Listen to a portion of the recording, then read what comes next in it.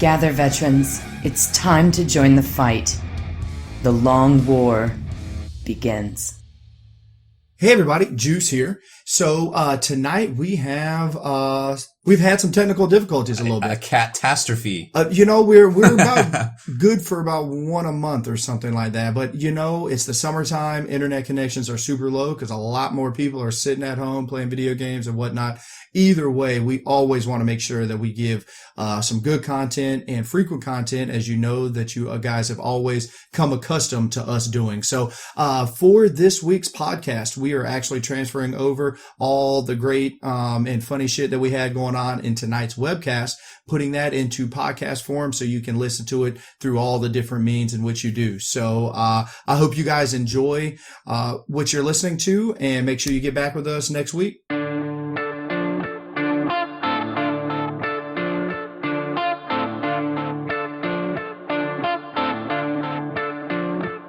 This is The Long War.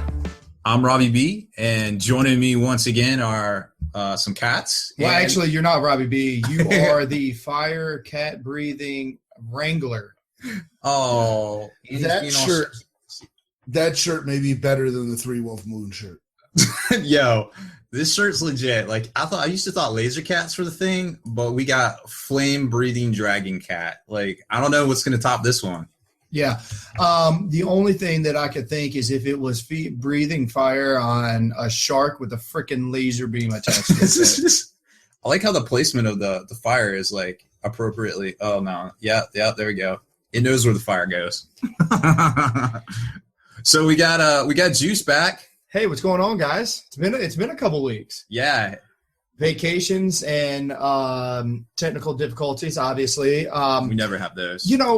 Before, I'd like to go ahead and get a little bit of the seriousness out of the way. Like I spent the last week, 8 days in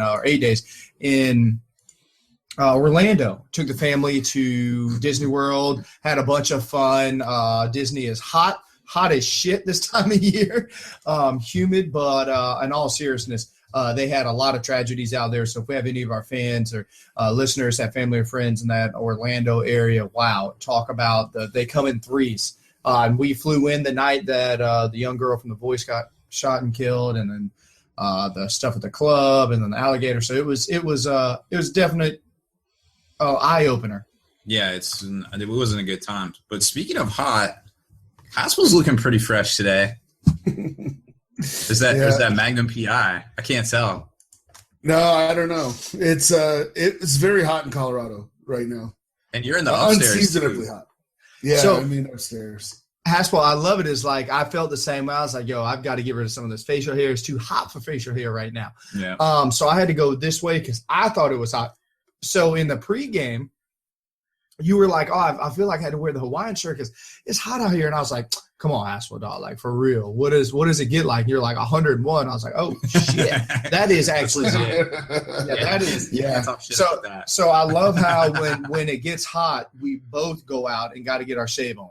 I also shaved a couple weeks ago. Yeah, I was going to say, Robbie B, you actually have more facial hair than I've seen you with in a very long time. You can't see it because it's all blonde. Yeah. But looking fresh. Which begs the question, does the drape smash the carpet? Yes. I like grapes. I don't want to know that.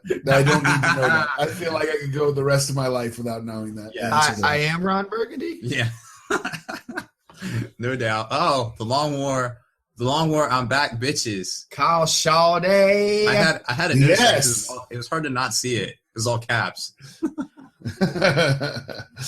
Kyle Shardy was giving some shout out cat pics on Facebook. I saw earlier. Oh man, those cats be looking fresh too. I was like, man, how come my cats aren't that cool? I was very sad. Yeah, absolutely. We got the Q&A on and popping already. Yo, perhaps we should say where Kenny is. So it turns out he's in the ward. Yes. Most likely. No, he's having technical difficulties. He should be on later. True story. I want you guys mostly to know, the warp. like, let's be real. I feel like I need to take the glasses off for a second. When we actually say we have technical difficulties, we're really not fucking off. There's actually computer problems. So, stuff just doesn't want to work sometimes. So, it doesn't matter how much we spend, But Stoner Steve checking in already. I love it. Stoner, what's happening? Yo, Stoner Steve, I need to know what the temperature's like in beautiful Canada land. So, funny story. There was a town north of Stoner Steve's that actually burned to the ground because of forest fires like 2 days ago. The whole town, the whole city. It was a city. What? Yes, no bullshit. Damn. Fort McClellan or something. That's terrible. Was there obviously not a squad of horseback riding, water carrying individuals to put this fire out? Because that's what I envisioned. Apparently, it was going so hot that like when the sun went down, it like went out or smoldered, and then as soon as the sun came up, it reignited like the whole hills and everything. So we're talking about we should have called in the best deep core drillers in the world. Yes. Okay. We need Bruce Willis in the squad because it's negative 800 in the shade and plus 800 in the sun. Yes. You've just described the worst place on earth. Yes. Got it. We're going there. Okay. Tonight's been a quote your favorite movie with everything tonight. I want you to know, like, it has been amazing chilling. I love Ben Affleck in that movie. Yeah, chilling with Robbie B tonight. We've been it's a Wednesday edition of Beats Laboratory. So we're in the Cat Command Center recording some fresh shit, and it was another shot of the shirt. Yeah, if you missed it, it is live and in color. This is a sweet shirt. Funny story, the Cat God sent this to me. I did not order the shirt. It just showed up on my doorstep. Thank you, whoever anonymously sent me the shirt. So there's a chance that actually happened, or there's also a chance that Robbie B has a clicking disorder when he sleeps, kind of like from Step Brothers. They actually have no idea, but he wakes up in the middle of the night, doesn't know it, goes on eBay and searches out the interwebs for the freshest cat shirts, sends them to himself, and he doesn't know it. That would probably explain how I got my own address. Yeah, 50-50. I'm going to put it there. I feel like that cat needs to be a new Forge World like Bio Titan. God, so it's such a good shirt. It's like, man, this shirt is dope. I'd play with it. It's got at least 10 wounds. So Mitch checking in. You guys are checking in from the UK. Thank you, man. Big shout out, saying glad I'm back. Absolutely, I'm glad to be here. 2 weeks is just way too long. It's too much. Juice withdrawals. Yep. Juice withdrawals. Stoner Steve, trying to say my fresh fades are looking good right now. Mike Haspel, I'm feeling the same way. We're sharing one mind. Yeah. Haspel, I quoted you at dinner, or excuse me, I think I quoted you. I don't think it was at dinner. I think it was actually during a battle report tonight while we were doing, and saying how the CEO and game designer of GW that makes all the decisions, Mike Haspel, he led me in on a new game that is coming out, Titanfall. That is Titanfall. That is the second release of the Titan Renegade game, because for some reason immediately referring to the Titan game, I said Titanfall. Nice. So even if you don't have that in the works for all us 40K fans, you need to make that happen. Yeah, definitely. I mean, I like Titanfall. I just didn't do very well at it when I tried it, because I was like, it is an unforgiving game if you're a noob. You know? Oh, is it? It's a lot of right? Like well, what it does that I think is interesting is it everybody you're playing against, there's very minimal like AI opponents. So it's like they take the more experienced guys and they play the bad guys. And so when you're like a new dude that's jumping in or whatever, you're all on one team, you drop into this planet and there's like the bad guys are just killing you. And it's an interesting dynamic. You know, it's pretty cool. But yeah, I played it on like some free weekend that Steam had or something, and I just got destroyed. I was like, I will run back to Battlefield now. Yeah, that shit blew my mind when I got my Xbox One finally, like a year and a half later than the rest of the world. P.S. Never have time. And I was like, well, where's the disc? And they're like, no, you download it. And I was like, wait, you just download the games? And they're like, yeah. I was like, I don't get a disc? And they're like, no. And I was like, I've officially become an old person. Yeah. I couldn't wrap my brain around it. I was like, damn, this is it. This is right here. I'm gonna look back at a time when I was like, but I want the game. I just download it. It's that easy. And they're like, yeah. And I'm like, So yesterday I had a genuine old person moment you might be able to relate to. At work, we were listening to some music, on Pandora or whatever, and Fuel from Metallica comes on. And I'm like, oh, yeah, I like this new Metallica. That song came out in like 2000. 2000. To me, it was new. I was like, oh, this new Metallica. Yep.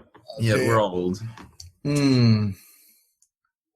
So I was sitting there just laughing like, man, maybe Metallica should just like reprint their new stuff, their old shit, you know what I mean? And with all the young kids these days. Oh yeah, just put a new cover on it, and then they can put it back out in digital form and totally resell it to like a new people. To be honest, I really wish, a lot of people are gonna read me for this, but like I'm an old school Creed fan. Like I love some shaky voice singing kind of stuff. And when they went to their new like we're like I don't even know what kind of music that is, but it's not what I remember, So I really wish they would just repackage their old shit and put it out. I feel like everybody makes fun of people for liking Creed, but everybody fucking liked Creed back in the day. Right now, everybody.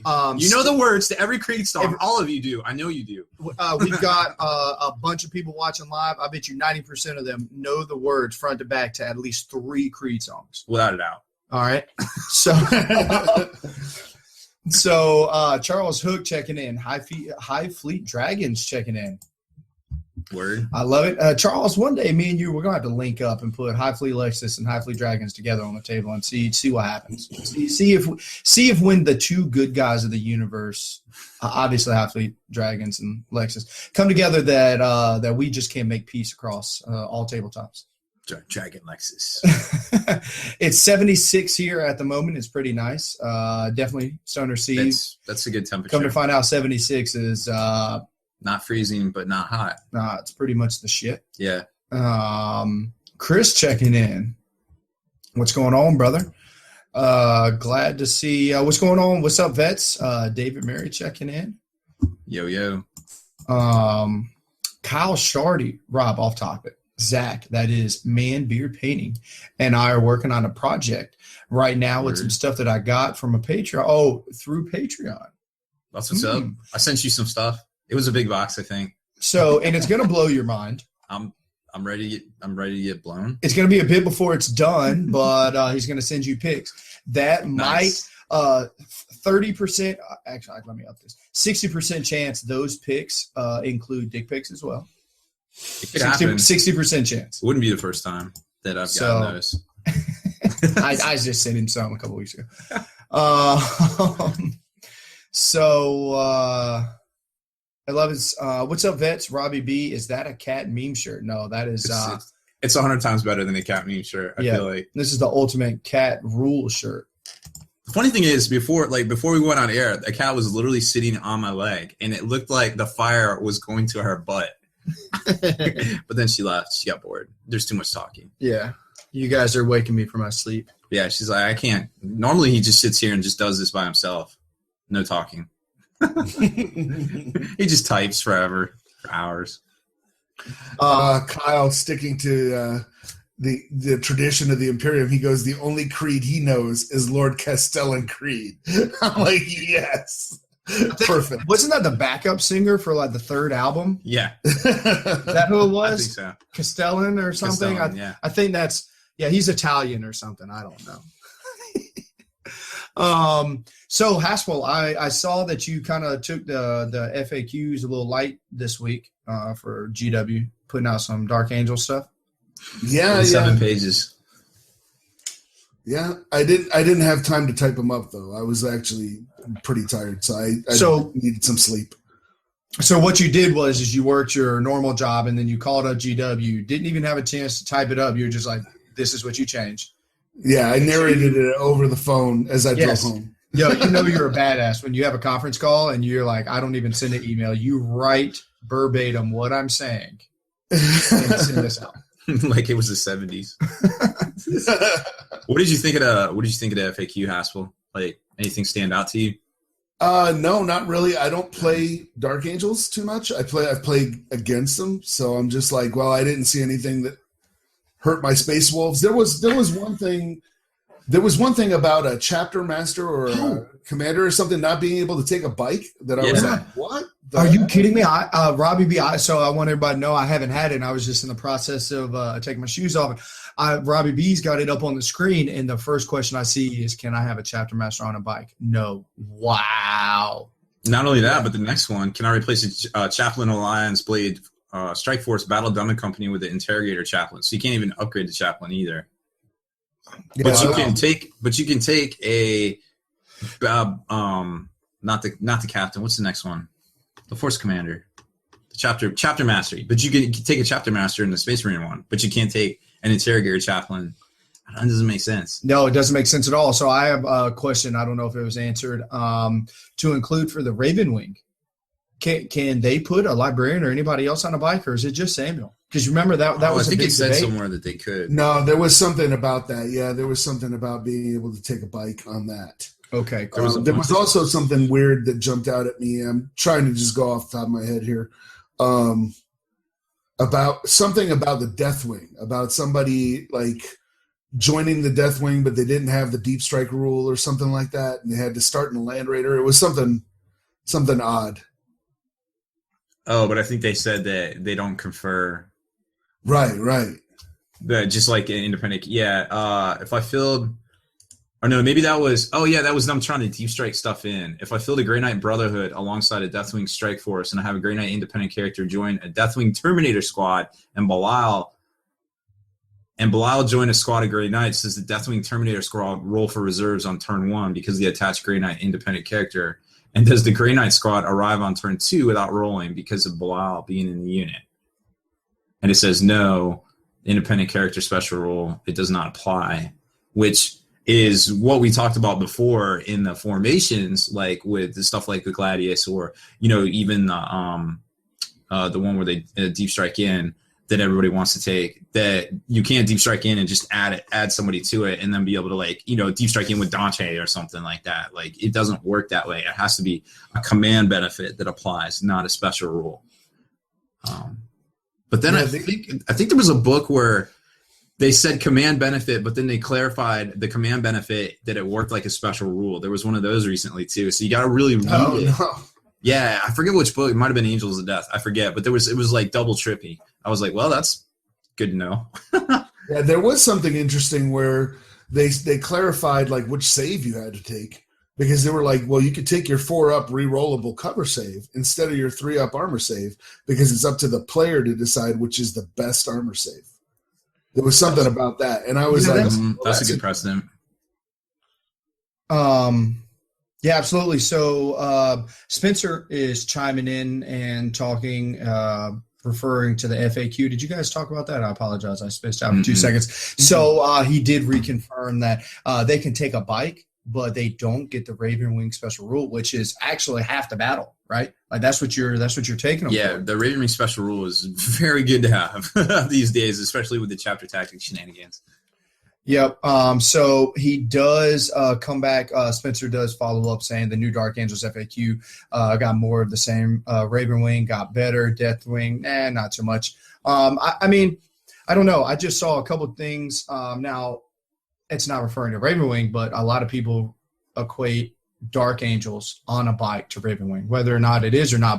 But not having a company master that's a good point. on a bike is huge. Okay, like I would say that is a major blow. And also, if the librarians and stuff like that, because in their detachment that you have to, you can have up to 3 HQs on a bike, but it's like literally. But you can only take one. You can only take semi-out. Yeah. Besides that, there's nobody that can have it with the Raven Wing special rule. So it's like, I don't know why. I mean, that having that option more than, unless you can take Samuel more than once, So either way. Yes, there's more than one. Ooh, I love this. So Chad has just made one of the best analogies I've heard of in a decade or longer. Since I've been able to say the word analogy, this is the best one. So Rob and Juice is like gin and juice, keeping it icy for chaos. Like, I mean, I feel like that should be my third next tattoo. Not my next 2 tattoo, but my third one that I'll get is that one. Rob and Juice is like gin and juice, keeping it icy for chaos. Well, I mean, you got to get a new tattoo every 4 years when a new edition comes out. You got to scratch out the number. Warhammer 8th. Yeah. Booyah.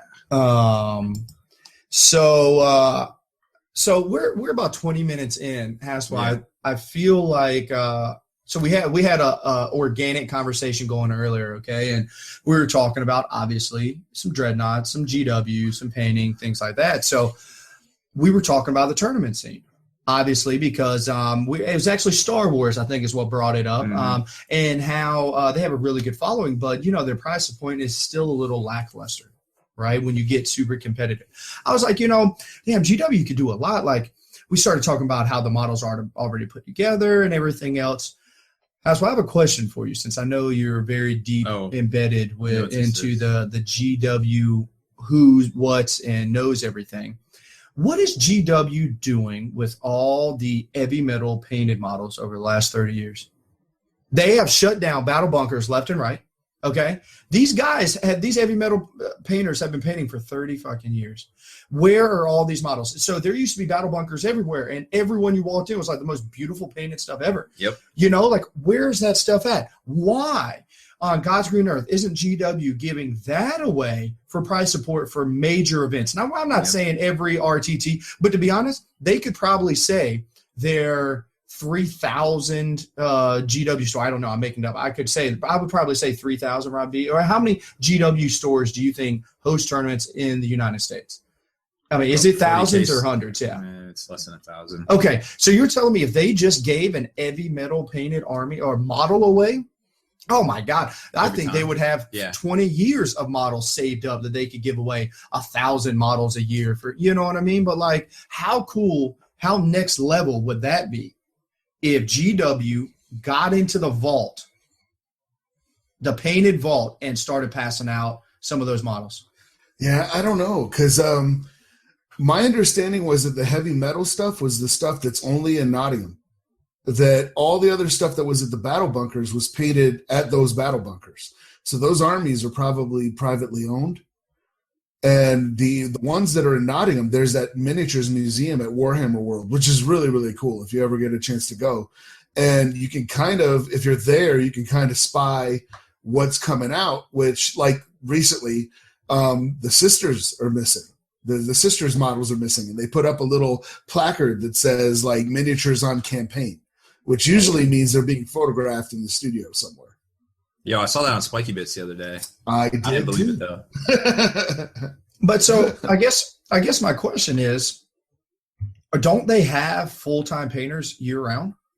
Yeah, they got a whole heavy metal team. An even bigger question is that, like Haspel was talking about with the hall of the museum, but there's a lot more models. Think about it. Like, how many versions of Space Marine Scouts have we had? How many Carnifexes and Hive Tyrants has there been? Yeah, like, where are all those models? Where are all the Lost Armies that for the stuff replaced them? We're second edition models, like the buggies, the orc.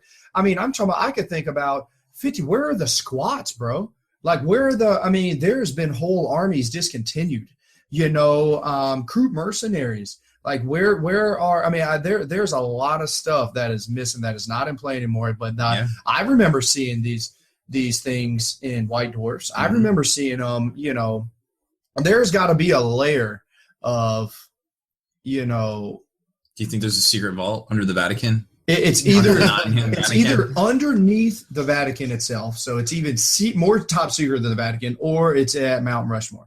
I think the only way to get into it is through George Washington's nose. I feel like I should create a movie around this. Yes. Call it National GW Treasure. So I don't know, Haspel. That's kind of where I was at for the second. I was like, man, I feel like Haspel could get behind this. Yeah, I guess, it would be, well, I would just like to see GW return the sweet trophies that they used to have. Yep. Like, I would just like to see that. Partially because I never got the best overall trophy, and I want another shot at it. Every time I was like close. The one that had the Warhammer fantasy guy fighting the Space Marine. It was like a Sigmar guy with like a hammer or something, and he was fighting a Space Marine. On top of a little like hill. Yeah, that was like right towards the end when they discontinued that whole that whole thing. They stopped doing it. That was like the last year or whatever. Those are it was really kick ass though. I really wanted one.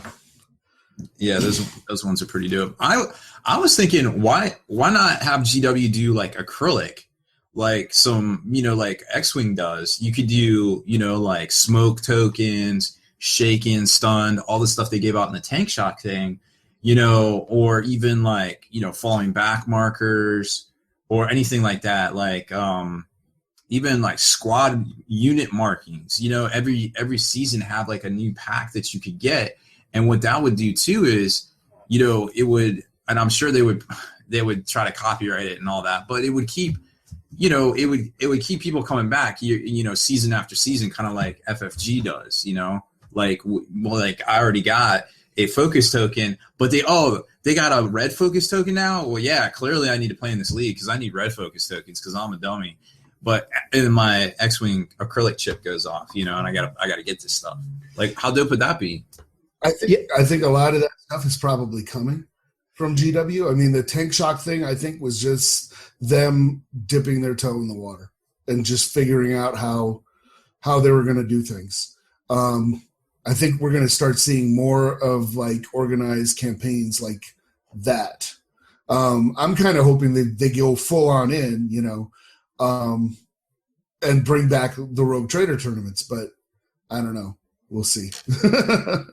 Yeah, I felt like I was like, man, if you tell Mike Haspel, I would be like, you are like the hobbyist hobby man that GW like goes after, obviously, because they implanted a chip into you. But like you have the passionate love for the armies that you have. You buy all, you paint all, you play tournaments, but you're not super competitive, but you want to win, like you've got all around. But like, I feel like if there was the tournament started giving away like second and third edition models that were painted by the team. And I feel like the gangster Mike might come out, like chloroforming guns, to get these models. Yeah. It's like if they started issuing stuff at tournaments that were impossible to get anywhere else. You know what I mean? Like, that's the only place I might start running like 7 Weird Storm Brotherhoods.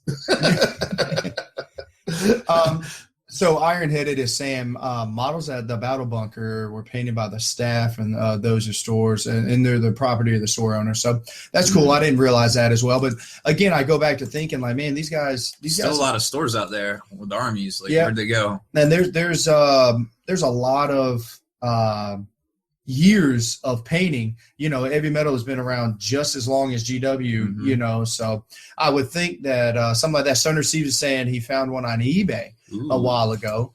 That must have been somebody must have got fired, quit, and they smuggled each one of the models out in their pockets, like or their beehole. Escape from Alcatraz, like shimmied one out of its pocket every other step. That's what I envision. I think we just mixed like 3 movies together in 2 sentences, and none of them were completely correct.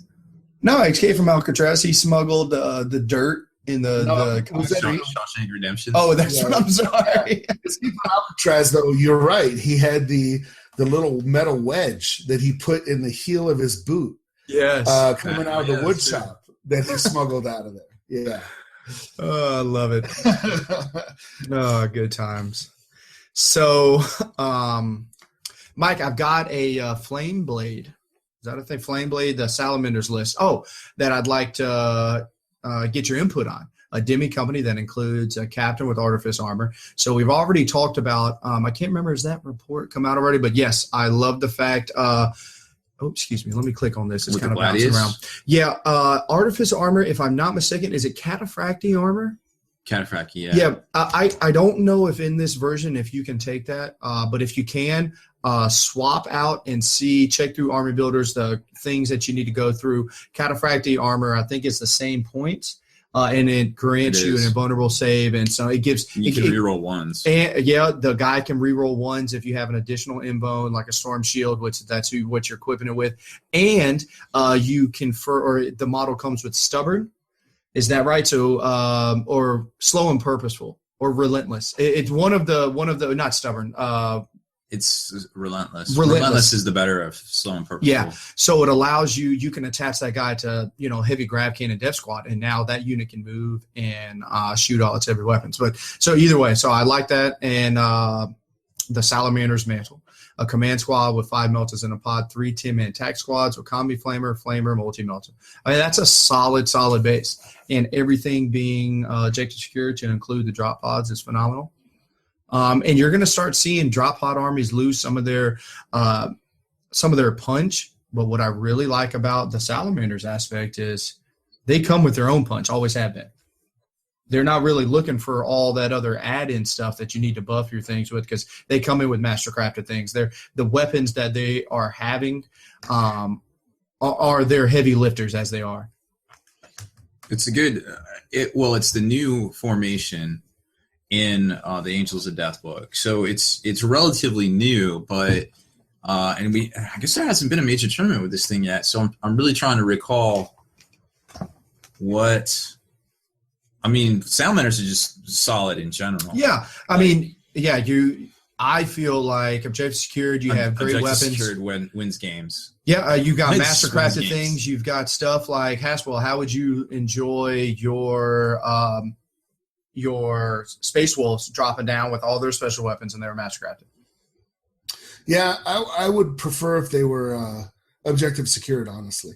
Because I have lost me some games. Yeah. So, and you're saying that, if I'm not mistaken, this Demi company first off, they are objective secured, and you still get the Salamanders chapter tactics. Is that correct? Right? Am I?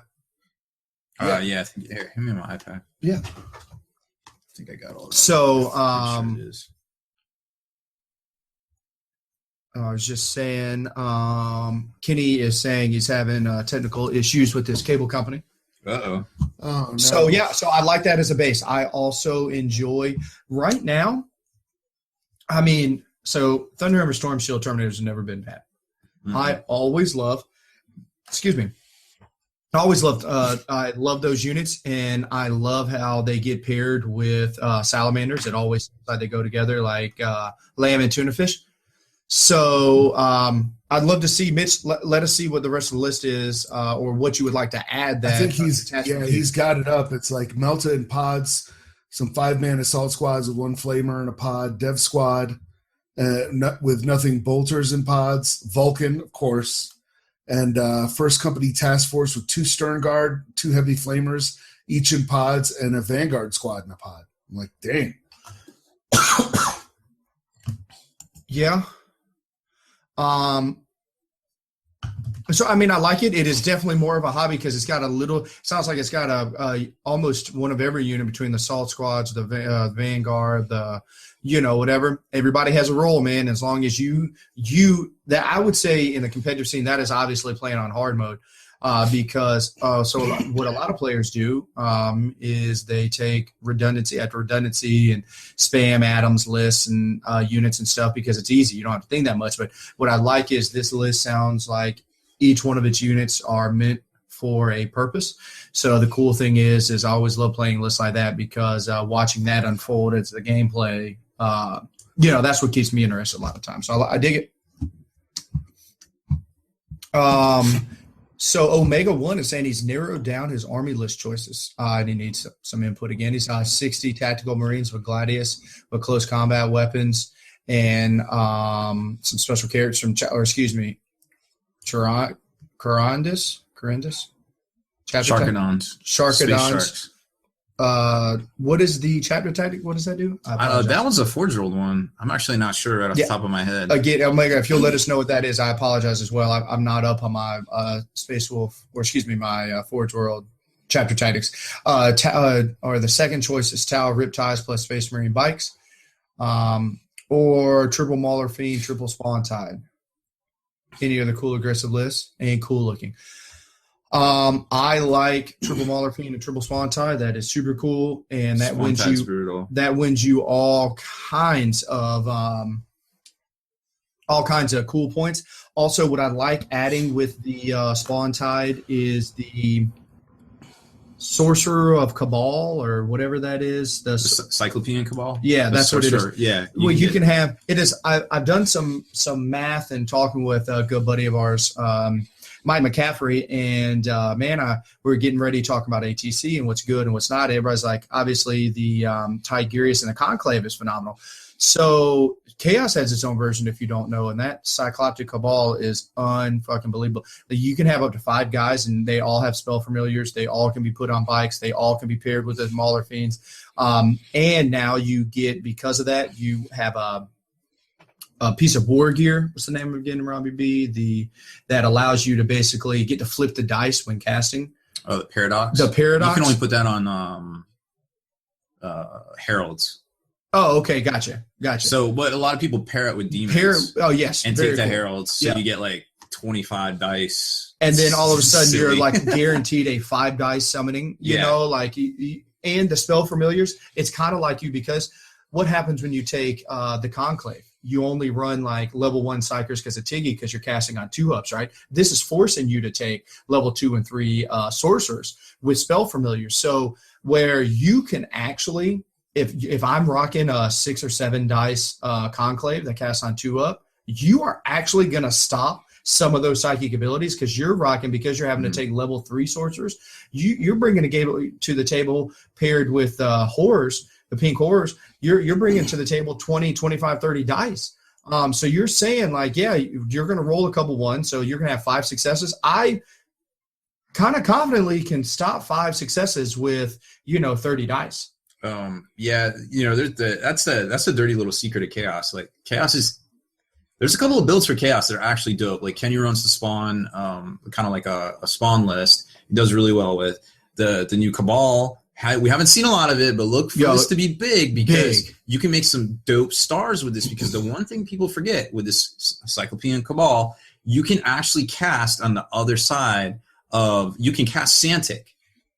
So you can get Sanctuary. Really? Mm-hmm. Yes, you can cast I didn't know that. You can start getting pluses to your like Death Stars, your little spawn and demon, and all of a sudden with books and grimoires and cursed earths, like you can start getting 2-up rerolls on multiple things. Like it can, and it used to be, remember when Demon Princes, it was a thing. You're like, oh, my Demon Prince has a 2-up rerollable. Well, now you got a 2-up on like 20 dudes with 2 wounds. What are you gonna do now? Like, then you got 25 dice. So also one thing that I really like pairing it with is you got to go into that IA chapter 13, as we've talked about a lot of times. And I would say so this is what I like to do whenever I build stuff. I'm like, what is good in the game, and does the army that I'm referring to have that? Right. So as we know, blob squads, because I play guard a lot as well, and 30-man Termagon units and everything. Objective secured, large units that have special abilities is really fucking good, right? So check. Can Chaos get that? Come to find out, they can get it in spades. They can get. They have options between demons and. That IA-13 blob with 50 zombies with a 4-up feel no pain.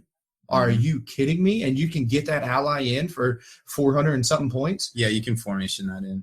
So that is unbelievable. And now all of a sudden, you've got your 5 sorcerers. You attach 1 to stay with the blob squad for the objective secure, to cast shrouds and whatever psych ability, or just to be fearless. Yep. Or you're already fearless. Yes. So then what you do is then you reach out and grab 3 spawn squads and throw psychers in that, and now you ultimately you've got a good Voltron still again. Mm-hmm. You've got a lot of stars now. They don't have as many ICs in it. They just go for fatty units that are super fast. Now you've got Voltron. I mean, there's some good Chaos lists out there. Getting back to that Fireblade formation. Was doing all the research on it here. So their flamer weapons get +1 strength, which is pretty dope. And then of course you can basically add in a battle demo company, which is all objective secured, which I think is actually pretty good. That's the way I would go. I would start there with the Fireblade formation, and they can also become fearless for a turn too. The whole formation. So that's pretty solid. Like fearless Marines are. There might be a time and place that's actually a really necessary thing for the game. So I could see some situations where that would be good to have. It may not win you like every game, but it's cool to know that you got it. I mean, that's pretty dope.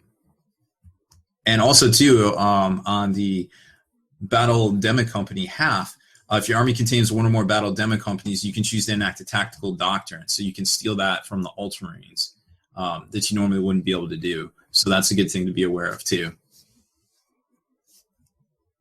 What was the other one we were before the chaos discussion? That was Mitch talking about the salamanders. Oh, okay. Or the No, I thought Carcadons, right? The Carcadons chapter tactics or whatever. Oh, I saw him yeah. post about He actually came back and saying that they can exchange their close combat, or they can get close combat and bolters for 1 point. They get rage and fear after they kill or force an enemy unit to fall back in close combat, and they must Rage move skin. towards the enemy, the closest enemy unit. I feel like when they errata, we haven't seen a lot of that. Wait, would they have to move in general during the movement phase? So they're kind of like Korn used to be back in the day when they wrote that. So I would imagine that part's going to get fixed when they errata all that stuff, because remember, these rules haven't been changed over the 7th edition. So there's a good chance that after GW finishes all their draft FAQs, and I'm sure Haspel can confirm, that they'll go into like Forge World ones, hopefully. I would like to see that. Yeah, I don't know if that's going to happen, but Or, maybe get some flyer rules from Forge World. yeah. Maybe. We got a few things on our wish list. We'll get there. I got a question real quick for Ironheaded, because he says, I got 2 chickens, Mike. You want one? I got the shirts that fit you, not me. And I'm assuming you're talking about Aquila t-shirts and not quoting from the Hound scene on Game of Thrones, where he's talking about eating 2 chickens, or every fucking chicken in this room, as he says. But yeah, if you could clarify that. If it's an Aquila shirt, I got like 3 of them already, so I won't be needing them. Thank you, though. Yeah, and then he also said, along with Gavin, that there's like a proportion of whack people coming out stronger in direct relation to the value of prize support. Well, I think it goes without saying, though, that if GW got back into the tourney scene, like Gavin mentioned, they're going to be involved with the local independent stores, and GW loves the hobby scores. They never did any win-loss stuff, so the Rogue Trader tournament format has hobby scores built in, has theme scores built in. They would need to update it, I would think. Just running it straight the way it used to be in 4th probably won't work anymore. So I would just like to chime in, referring about as what Ironhead is saying. Is he saying that prize support has ruined because win at all cost players are coming out because of that? I don't know if you can see my people's eyebrow right now, but you're fucking telling me that win at all cost players are going to come out to pay $15 to an event to win first place to get $50? Are you kidding me? You're not even getting a codex with that. I played in tournaments, and I didn't even win because I played Fluffy List, and the first place won $35 at a 15, 20-man event. Like, what win-it-all-cost player is coming out for $50? And then, he could have saved the money with drinks and food and everything else. No, like, you would be surprised, Juice. You would be surprised. no, those are just the same guys like, that just want to win because they are. It's like we've done a Toys for Tots event and things like that, and you literally get to buy stuff at the beginning and throughout. It's like $1. You get a reroll this and this. This guy wanted to win so bad because he's that kind of guy. He literally spent $100 to win, and that's like to say, oh well, you shouldn't do stuff where you can do that to give to children because it brings the win at all cost. Oh players. no. I don't think that's what Ironhead is saying. Oh, okay. I'm just saying, I think he's saying that if you're starting to offer like a unique, hey, this is a unique miniature that came from Nottingham and it was painted by the Heavy Metal Squad, that you might get some whack people coming out. Oh, absolutely. I mean, yes, Haspel, now that you explained that way, yes, I agree. Like, it would be competitive, you know what I mean? But like, I don't know. Now, because we kind of saw stuff like that with Feast of Blades was going on here. We would have 4 or 5 stores locally in the area that would run the Feast of Blades qualifiers, and I mean, you had people driving from 2 hours away to go to a store that they thought was less competitive, so that they could win there and get their golden ticket to attend Feast of Blades. And it's just like, and then we had people come down and then not even attend Feast of Blades. Like they would win the thing and then not play in the competitive version. So because there was, I don't know, chicken shit or something. Yeah, that might be. But like you're doing it wrong. I will say this though, like, so of referring to that, I drove around and we used to go to your shop, because it was a qualifier in this, and you're talking that was 3-4 hours away and stuff. But like in all reality, for people at the friendly local game stores to get mad that their best guy, which is probably not as good as whatever, didn't get a chance to win a ticket. Like Feast gave out the best of the best, and they gave out those tickets to places and wanted their invitation to have the best players around. So I can't really feel sorry for anybody who didn't take that specific tournament to win such in all reality, a prestigious award to get to play the chance to play against the best of the country. So ultimately, I think they want to have the best players there. So, I mean, you would be doing a disservice if you decided to go to that event and not be a top quality player because you're just giving somebody a free buy. The same thing happened with Hard Boys. The exact same I thing do remember that. People would go to different stores, like a smaller store or something like that, and smash folks so that they could, so they didn't have to face their normal crowd. Yeah. That was maybe more competitive. I do remember. I do miss our boys though. Like and not only for the prize support and everything, but I miss that 2,500 point. I miss that gameplay. Like 2,500 points is so much different than 1,850 or 2,000 or anything else. Like it was pretty cool. Yeah, it was fun. But yeah, either way, talking about the win at all cost players, they're everywhere. They're in real life. It's an issue. Yeah.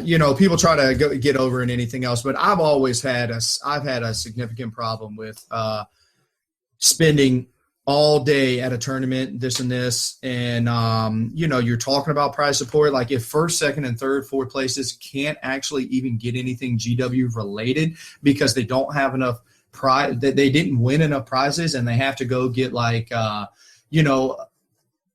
comic book or magic cards or something. Like there's a problem, Yeah. Well, right. and Price that's your, what price your like entries appropriately. We're transitioning at the tournaments I run. The prize support is going to be hardware. You're not getting. We used to give out gift certificates to the store, or actual GW product and everything. I'm not doing that anymore. I'm giving people plaques, that say what they have. They're nice plaques. They look really cool. But I'm just moving away from the actual prize support. I'm like, if you guys want the models, just buy them. They're. Yeah. Oh, my God. I've been saying that for a long time, Haspel. Like, God bless. Preach. You want to know what? We play a game that's like, if you don't have money, don't play it. Like, right? That's kind of none of us are rich by any means. But, that's like trying to take golf real serious and, not having, complaining about the range fees and how expensive balls are and stuff. Like, man, and then people complain too. They're like, well, now I'm spending $10. And what's the store doing with the $10? Well, you just paid for Haspel to be there for 8 hours, first of all. Yeah. Well, I feel like that's aren't free. No, terrain isn't free. And all this isn't free. So, I mean, I would much rather, I've always had that mantra, man, of like, if I want it, I'm going to buy it. Or I'll save my money up, or I'll trade somebody for it. I'll find a way to that. But that cool-ass skull that you made, or, that trophy that has some meaning to it or whatever, you can only get that there. Yeah, you're going to remember that more than the rando box or whatever that sits in your closet for forever. True story. Matter of fact, I was in my teens, I would think, and I think it's the first tournament I won. It was at the Hobbit. It was a large 40K community at the time. I think the first tournament I showed up to had 35 or 40 players. I mean, that's a good size for 9 years ago, 10 years ago. Yeah, it was. They rented the bingo hall and smelled like cigarettes. I guess it wasn't even. I guess I wasn't in my teens. It was like early 20s when I started to play super competitive. And first tournament I showed up to, I won it. Won first place out of 40.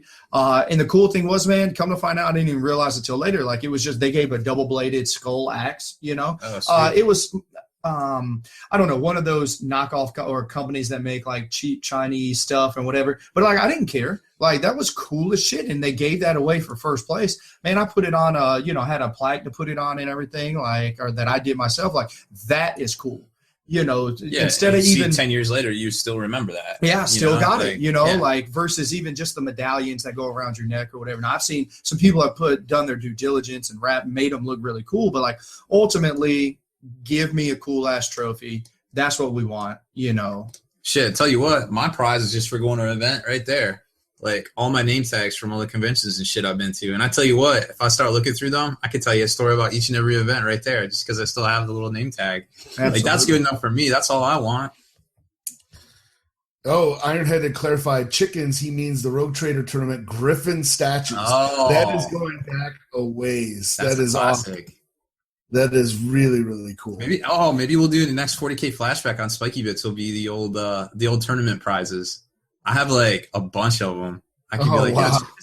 Check this out. And they used to give this away. And here's a little certificate. And I don't know. Might be cool.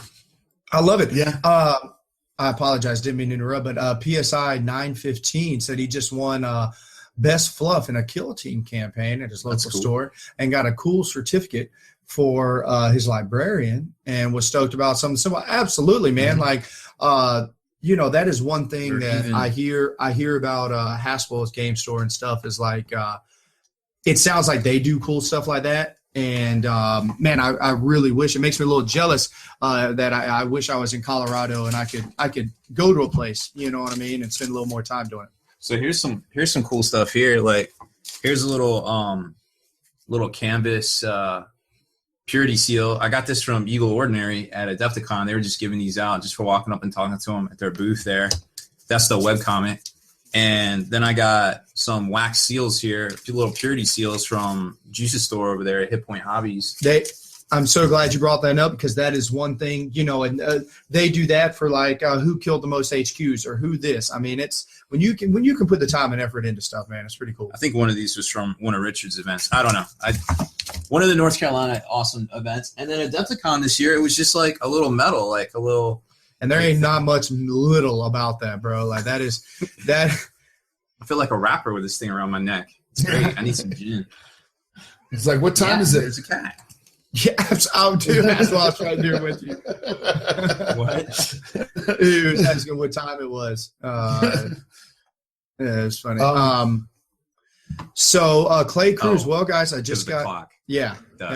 Well, guys, I just got a knight errant for his sisters. Oh, I'm so happy to hear that, Clay. I know you've been working on those sisters for a little bit and trying to figure out what you wanted to add to it. So I'm sorry, I just lost you. Clay Cruz, where did your comment go? I apologize. I didn't. There's a lot of comments in there. There is. I'm Holy sorry. cow. I didn't clear this out. We just started talking so much. Either way, Clay, there it is. Got a knight errant the other day. That's a great ally for sisters because of the price. Yes, absolutely. Sisters are expensive dollar-wise and points-wise. Somebody was asking about Fate Weaver. I was going to point that out because I can't even come close to answering that question. He's asking about Fate Weaver and Taliban, and I'm just like, that is all heresy to me. Yeah, I think I remember reading the question earlier and forgot to click on it. But so first off, that tally, the tally man is not good anymore. Kenny and I, about a month or two ago, broke him down, and it's like, I can't think of a single scenario that he's good. The special character guy? Yeah. I think he's talking about the formation. Oh, okay, the gotcha. Tally band. Oh, gotcha. Wow. So yes, that is actually that one's good. That one actually is really good because that allows you to keep objectives without being on them once you leave off of it. Solid. That's another reason to be objective secured because demons you can get got by demons because they have that thing where they basically infect the token. So if you touch it, it's yours forever. That one squad. But then remember, you have to be able to take it back from them. So if you are not objective secured, don't take it. Even you cannot take it back. So if you have no objective secured units in your army, the demon army, 8 different units can walk up to 8 different objectives, and you can never score them. Yeah. You cannot contest them. You have to take them back. Like, it's crazy. Absolutely. I got a little excited there. Nah, but you should. You should. Like, Chaos is getting some Chaos is getting some love. Some love right now, and it's because it's not glaring in your face toughness 10 creatures with psychic abilities that will move terrain and morph Sky Shield landing places and all this shit. Like, people think that it's not as important. And yep. That's happening right now. She's just laying on my leg. But either way, it's Chaos is getting some love. So I'm happy where that place is. So Lord Gunther is saying it would be a bit of a curse having a model which is so well painted would put all the other models to shame. Like that's a good. He would have to be in his own corner. He's like a commissar. Yeah, like the other models. Or you treat it like one of those Chinese fighting fish. It's in its own little tank, and it stares at the other fish until It's not to give me out. Well, one of the things I do have to say is when I visited Nottingham and went to that miniatures museum, there was so much detail you could see in those models. I spent a lot of time there just looking at those because there was so much you could see. Like the Grey Knight models were way better in person, obviously, than photographed. And because I was there alone, they actually opened them up and I got to paw at them and everything, which was really cool. But you can walk away by looking at somebody's model that like the heavy metal team did. You might be like, oh man, how did they do that? Oh, that's an ink wash. But might not be able to tell that from a photograph. But in person, you can see that you're like, this is an ink wash. Like, that's how they did that. Yeah. And that is next level if you can appreciate it because they don't, now correct me if I'm wrong and there's not hearsay here, but they don't use airbrushes. Forge World guys do. Okay. Yeah, the Forge World guys totally do. Yeah, and they'll tell you. They started using the tutorials where the same one Kenny uses and me, the Awada HPCS. The Eclipse, it's a good airbrush. It's no joke. Like, there's some other ones out there, but this one's the heat. That's the workhorse, yeah. Yeah, it really does. It really does work. I feel it also, and this I would say is something I've noticed more recently, like in the last 2 editions with the White Dwarf and stuff. I think the heavy metal team is actually holding back. They're not painting to the level that they probably could because you don't want that 13 or 14-year-old guy coming in, opening up the codex, seeing stuff and going, I can never paint like this, and just kind of, giving up. So yeah. I think they're holding back a bit. Gotcha. Yeah, so Gavin has actually come back to let us know one time what his list is, and he's thinking about bringing Fate Weaver into a demon list that in his list is 70 Plague Bearers, which are the Taliban, which, they can take an objective. Once they take it, it has to be taken from them. Even if they have died or moved on to another objective, they still hold it until the opposing army takes it from them, not just contests it. Plus a Great Unclean one and a Dethirster for some forward threat. Thinking about putting Fate Weaver in it. I love where that is, but the only thing that I will say is I don't want your list to lose any of its gusto because you can't just easily 330 points into something. You can't. It will fit. We did a battle report with that exact thing, I think. Pretty close. That's almost an 1850 list right there. I'm pretty sure. Or did it have... No, I don't believe it had the Dethirster in it. Oh, it didn't have a Dethirster. No, it didn't have a Dethirster. Did we summon one? Or somebody turned... No, he turned... I'm mistaken. No, you're right. It was one battle report where somebody turned into and you went and got Big Daddy. Oh, yeah, and I went and got Fate Weaver. Yeah, that's right. But yeah... it was Airmon. Airmon turned into... That's exactly what it was. Yeah. Turned into a Dethirster. But so minus the Dethirster, that list is pretty close to 1850. And it was pretty good. It went up against Knights. I think it went up against Knights. It did. It was Kelsey versus Alston. Yeah. Or Alston versus Kelsey, and that's what he was running. Let me tell you, Fate Weaver is a badass with the new psychic abilities. He's blowing up Night Titans left and right. He can do, absolutely anything. So I would look into that, potentially dropping the Dethirster for Fate Weaver. I really like where your 70 Plague Bearers are at. I wouldn't let that number touch down too much. Yeah, if I'm not mistaken, I think you can switch Austin was. I think Austin ran 50 or no, he ran 60. I think is what his number was. No, a beast. You can switch them out for a single beast. Yeah, I like the Plague Bearers. They're rust attacks. They're super hard to kill. But anything more than 70 or 80, you're kind of like you reached your max. But once you get below 50, it's kind of like you don't have enough to get to where you want to be. Because remember, they can't run. You know what I mean? They can't. If somebody has slow and if somebody has the ability to manipulate your deep strikes, they could keep you off the board until turn 4. Yeah, Okay, with, and so Death from Skies. yeah, absolutely, Wow. and that stuff's a thing. So that's the only thing. It's like you want to have as many on there so they can start. You can take some fire, take some casualties, and still be where you want to be turn 3 and 4. Well, guys, that has been a quick hour. Has it time yet? Yeah. Oh, so Yeah. far away I can't see. Man, there's still so many things we didn't get a chance to talk about. Sorry, guys. We will. We can maybe hit some of them in the webcast recap. Yep, absolutely. So, Robbie B, I guess. Yeah. Well, everybody, thanks for tuning in tonight. Unfortunately, Kenny couldn't make it. We have to call him and figure that one out here in a second. But it's been a good show. I've got cords ready to hook into Robbie B's back, so he we have mini cords all over the place. Yeah. By the way, you can't see them. They're all over here. There's a rat's nest of cords. Anyways, if you haven't noticed already, make sure you go over to longwar.net and become a veteran of the Long War today. Deleted scenes, bonus content, and all the interviews and post-game wrap-up videos can be located in the Hall of Veterans on thelongwar.net. Visit thelongwar.net today and try a week completely free with no strings attached. That's not all. Thelongwar.net is also your hobby resource for exclusive early access with an ad-free experience to all your favorite videos. Members of the Hall of Veterans gain early exclusive access to multiple hobby videos,